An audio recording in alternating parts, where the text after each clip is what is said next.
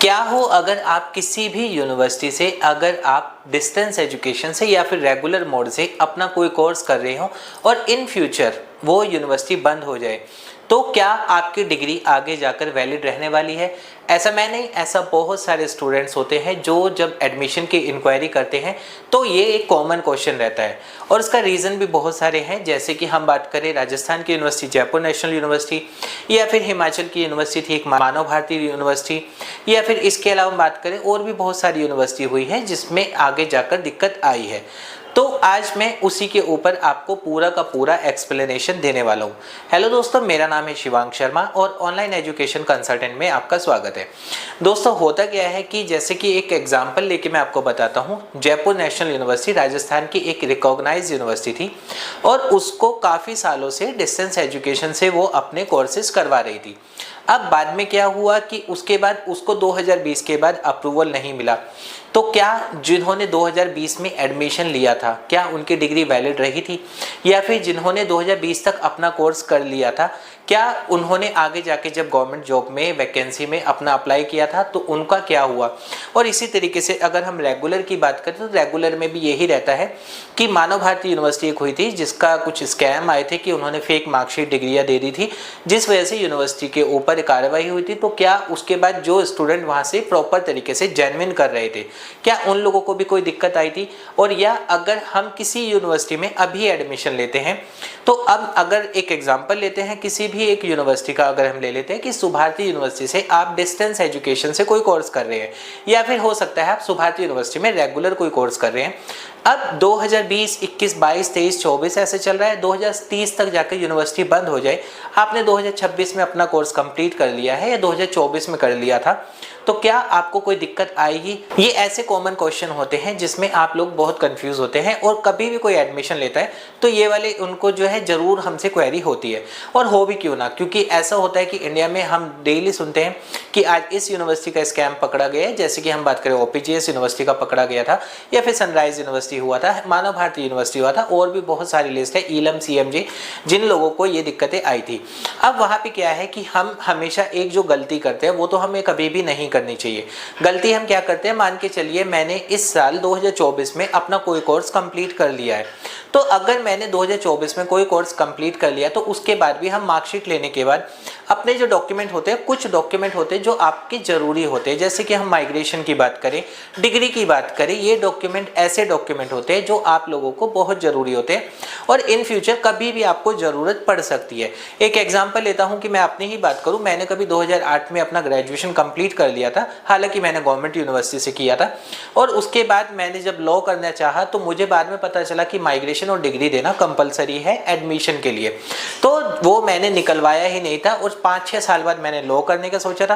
तो तब जाकर मुझे वो निकलवाना पड़ा था, यानी कि जो चीज़ मैं तभी के तभी निकलवा सकता था उसके लिए मुझे यूनिवर्सिटी में दोबारा जाना पड़ा। और बाद में होता भी है कि आप अपने भी और कामों में, जैसे आप जॉब करते हैं या फिर बिजनेस करते हैं, उन कामों में आप उलझे रहते हैं, तो आपको पहले ही एक बहुत कम टाइम सैटरडे संडे, अगर हम एनसीआर की बात करें तो सैटरडे संडे मिल पाता है, लेकिन यूनिवर्सिटी कहती है कि आप मंडे टू फ्राइडे आइए तो आपका काम हो जाएगा। तो उस चक्कर में हमें एक काम रोक के दूसरे काम को करना पड़ता है। पहला तो यही है कि जब भी आप कोई कोर्स कंप्लीट कर ले, उस यूनिवर्सिटी से अपने डॉक्यूमेंट्स पूरे के पूरे जो जो आपको इन फ्यूचर जरूरत पड़ सकती है वो तो कम से कम निकलवा ही लिए, जैसे कि माइग्रेशन और डिग्री होता है, चाहे आप ग्रेजुएशन करें चाहे आप मास्टर करें।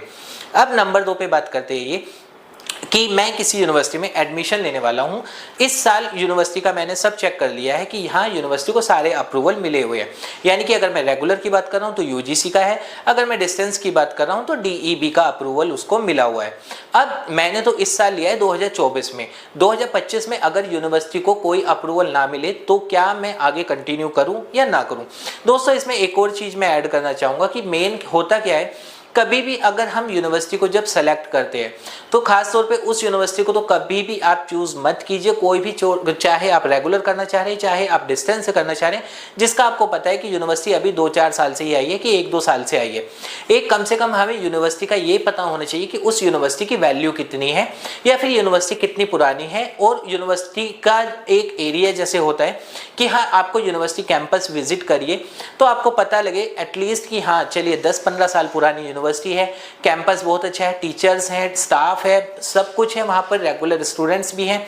तो जाकर अगर इस तरह की यूनिवर्सिटी से अगर आप कोई कोर्स करते हैं तो 99% हम मान के चलते हैं कि हाँ यूनिवर्सिटी को कोई दिक्कत नहीं आने वाली है। और यूनिवर्सिटी की रेपुटेशन अगर अच्छी है तो आगे जब आप जॉब के लिए अप्लाई करते हैं तो भी आपको दिक्कत नहीं आती है, क्योंकि जॉब में सबसे ज़्यादा प्रॉब्लम जो आती है वो ये आती है कि आपको दूसरे को ये बताना पड़ता है आपने इस यूनिवर्सिटी से किया है, अब अगर उस यूनिवर्सिटी को बंद हो चुकी है, रिकॉग्नाइजेशन आगे कंटिन्यू नहीं मिला है, तो वहाँ पर आपको प्राइवेट जॉब में खास तौर पे अगर मैं बात करूँ तो वहाँ पर ये दिक्कतें आती है कि प्राइवेट जॉब में उस तरह की रूमर्स होती है कि यूनिवर्सिटी फेक थी, बंद हो गई है, ये हो गया है, वहाँ पर पूरी डिटेल उनके पास नहीं होती है, तो उस तरह में आपको दिक्कत आती है। अब अगर हमने बात करते हैं जयपुर नेशनल यूनिवर्सिटी का, एक एग्जाम्पल ले लेते हैं। जयपुर नेशनल यूनिवर्सिटी को 2020 तक का डिस्टेंस एजुकेशन ब्यूरो का अप्रूवल था, यानी कि 2020 तक किसी ने भी अगर वहाँ से कोई कोर्स किया था जो डिस्टेंस एजुकेशन से यूनिवर्सिटी करवा रही थी,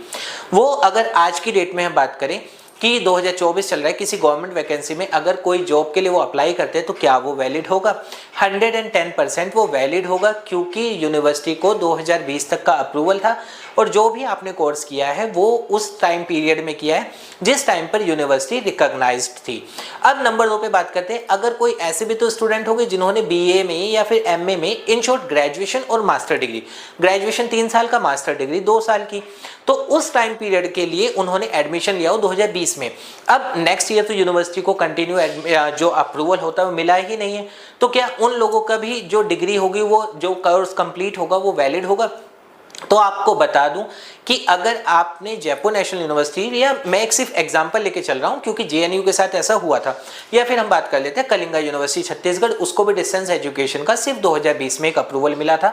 ऐसी बहुत सारी यूनिवर्सिटीज़ है, जैसे कि अभी हम सुरेश ज्ञान विहार यूनिवर्सिटी की बात कर लेते हैं, वो भी जयपुर की है, उसको भी कुछ कोर्सेज का जो है अप्रूवल इस साल से हट गया था। तो उनसे अगर उन्होंने उस टाइम पे मान के चलिए कि मुझे एमबीए करना है और मैंने एक यूनिवर्सिटी में XYZ कोई भी इंडियन प्राइवेट यूनिवर्सिटी में मैंने एडमिशन लिया है, और जब मैंने एडमिशन लिया उस टाइम पे मैंने 2 चीज़ देखी थी, DEB की वेबसाइट पर उस यूनिवर्सिटी का नाम है, नंबर 2 पे जो कोर्स मैं करने जा रहा हूँ, मान के चलिए एक एग्जाम्पल कि MBA में करने जा रहा हूँ, तो MBA भी उसको अप्रूवल है या नहीं, अगर वो दोनों चीज़ें वहाँ पर थी तो यानी कि मेरा जो कोर्स है वो वैलिड रहने वाला है। 2024 जुलाई की लिस्ट में मैंने देखा है, एडमिशन मैंने कर लिया है, अप्रूवल वहाँ पर लिस्ट में है। अप्रूवल होने के बाद अब अगर मेरा आगे जाकर 2025 में यूनिवर्सिटी को अप्रूवल ना मिले, यानी कि डिस्टेंस में क्या होता है, यूनिवर्सिटी को रिकॉग्नाइजेशन जो अपनी होती है DEB की, वो रिन्यू करवानी होती है। जैसे कि कुछ यूनिवर्सिटी को 5-5 साल की मिली होती है, कुछ यूनिवर्सिटी को 1-2 साल की मिली होती है,